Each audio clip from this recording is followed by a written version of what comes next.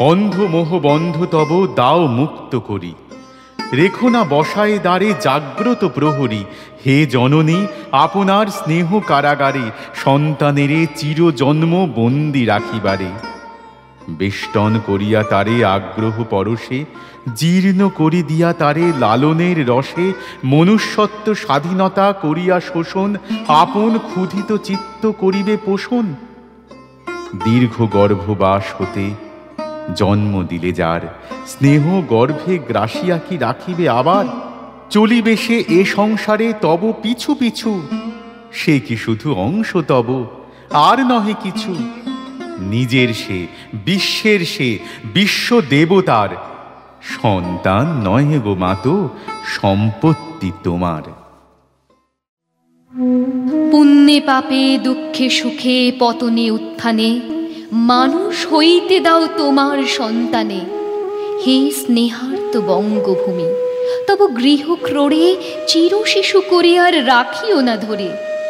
দেশ দেশান্তর মাঝে যার যেথা স্থান, খুঁজিয়া লইতে দাও করিয়া সন্ধান।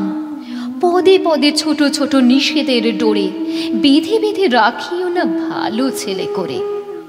প্রাণ দিয়ে দুঃখ সয়ে আপনার হাতে সংগ্রাম করিতে দাও ভালো মন্দ সাথে। শীর্ণ শান্ত সাধু তব পুত্রদের ধরে দাও সবে গৃহ ছাড়া লক্ষ্মী ছাড়া করে। 7 কোটি সন্তানেরে হে মুগ্ধ জননী, রেখেছ বাঙালি করে মানুষ করনি।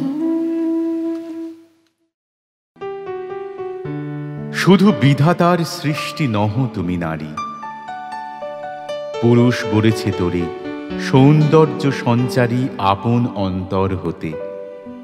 বসি কবিগণ সোনার উপমা সূত্রে বুনিছে বসন, সঁপিয়া তোমার পরে নূতন মহিমা। অমর করিছে শিল্পী তোমার প্রতিমা। কত বর্ণ কত গন্ধ ভূষণ কত না, সিন্ধু হতে মুক্তা আসে খনি হতে সোনা। বসন্তের বন হতে আসে পুষ্পভার, চরণ রাঙাতে কীট দেয় প্রাণ তার।